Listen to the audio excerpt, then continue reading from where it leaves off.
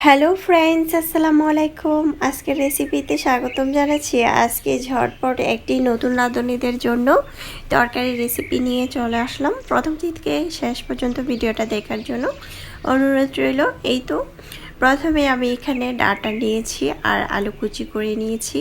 এটাকে আমি হালকা করে একটু ভাপ দিয়ে নিলাম। অনেক সময় হালকা করে একটু ভাপ দিয়ে নিলে কিন্তু ডাঁটাটা খুব সুন্দরভাবে মুলাম সিদ্ধ হয়ে যায়।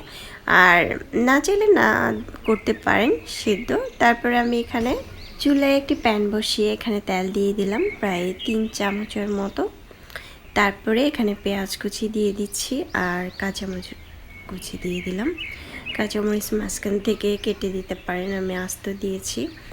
এখন আমি তেলের সাথে একটু পেঁয়াজগুলো ভেজে নিব চুলার আঁচটা বাড়িয়ে দিয়ে। তারপরে আমি এখানে হাফ চামচ করে রসুন বাটা আর আদা বাটা দিব। সামান্য অল্প করে দিলে তরকারির মধ্যে খেতে কিন্তু ভালো লাগে। আর যেহেতু মাছের তরকারি তাই একটু পরিমাণ রসুন বাটা দিলে আরও বেশি মজাদার হয়।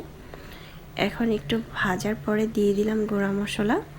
গুঁড়ো মশলা এখানে হাফ চামচ হলুদের গুঁড়া, মরিচের গুঁড়া 1 চামচ, ধনিয়ার গুঁড়া হাফ চামচ, জিরার গুঁড়া 1 চামচ। তারপরে সাথে ছিল 2টি তেজপাতা ছিঁড়ে দিয়ে দিলাম। লবণ দিয়ে দিলাম পরিমাণ মতো। একটু পরিমাণ পানি দিয়ে মশলাটা সুন্দরভাবে কষিয়ে নিব। তারপরে যখন এরকম কষানো হবে তখন দিয়ে দিব যে ভাপ দেওয়া আমি ডাঁটা আলু ভাপ দিয়ে নিয়েছি, সেটা দিয়ে দিলাম। দেখতে পাচ্ছেন। এখন এটাকে দিয়ে আমি প্রায় 5 মিনিটের মতো এটাকে কষিয়ে নিব তেলের মধ্যে নেড়ে চেড়ে। এখানে আমি মাছগুলো আগে থেকে ধুয়ে পরিষ্কার করে হলুদ লবণ মেখে মাছটাকে ভেজে নিচ্ছি। মাছটা খুব সুন্দর করে ভেজে নিয়েছি। আর আমি আজকের মাছটা নিয়েছি পোয়া মাছ, আপনারা যে কোনো মাছ নিতে পারেন।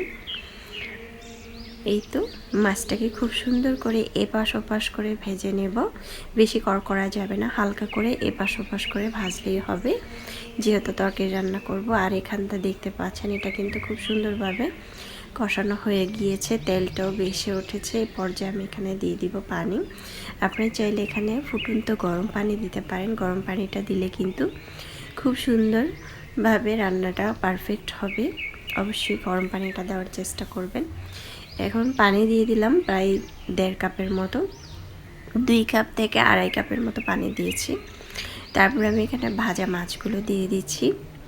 ভাজা মাছটাকে দিয়ে সুন্দরভাবে একটু নেড়ে চেড়ে দিয়ে আমি ঢাকনা দিয়ে ঢেকে রাখবো প্রায় 3 থেকে 4 মিনিটের মতো।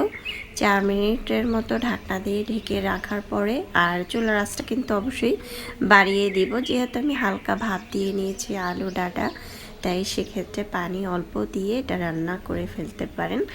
আর তারপরে ঢাকনাটাকে উঠিয়ে আমি এখানে দিয়ে দিব টমেটো। হালকা একটু টমেটো দিলে খেতে কিন্তু ভালোই লাগবে, একটু হালকা টক লাগবে, ভালোই লাগবে। তাছাড়া এত বেশিও টক লাগবে না, টমেটোটা দিলে খেতে ভালো লাগবে তরকারিটা। এখন আমি সুন্দরভাবে একটি টমেটো কুচি করে কেটে সাইড থেকে সুন্দরভাবে দিয়ে দিচ্ছি।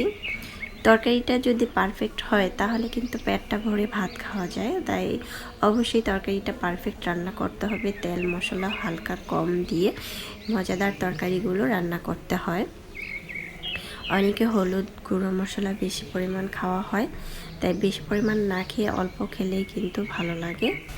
তারপরে ধনেপাতা দিয়ে দিচ্ছি। দেখতে পাচ্ছেন ঝোলটা কিন্তু একদম মাখা মাখা হয়ে গিয়েছে। আপনারা চাইলে আর একটু ঝোল রাখতে পারেন। এখন ধনেপাতা কুচিটা দিয়ে আমি চুলার আঁচটা বন্ধ করে দিব। আশা করছি আমার আজকের রেসিপিটি আপনাদের ভালো লেগেছে। ভালো লাগলে অবশ্যই আমার চ্যানেলটা সাবস্ক্রাইব করে লাইক দিয়ে পাশে থাকবেন। দর্শক বেশি বেশি ভালো থাকবেন, খাবার কখনো অপচয় করবেন না। আমরা চাইলে এই মজাদার তরকারি রেসিপিটা কিন্তু বানিয়ে ঝটপট খেতে পারি, গরম ভাতের সাথে অনেক বেশি মজাদার হবে। চাইলে কিন্তু এখানে হালকা ভাজা জিরার গুঁড়া ছিটিয়ে দিতে পারেন ওপর থেকে, তাহলে খুব সুন্দর একটি ফ্লেভার আসবে আর খেতেও কিন্তু অনেক ভালো লাগবে। যারা নতুন রাঁধুনি তারা অবশ্যই প্রথম থেকে স্টেপগুলো ফলো করলে কিন্তু আপনার রান্নাটা পারফেক্ট হবে। অবশ্যই চাইলে এভাবে ট্রাই করতে পারেন, নতুন পুরাতন সবাই। আর এই মজাদার তরকারিটা কিন্তু অনেক বেশি মজাদার হয়েছিল, চাইলে ট্রাই করতে পারেন। আল্লাহ হাফেজ, এনজয়।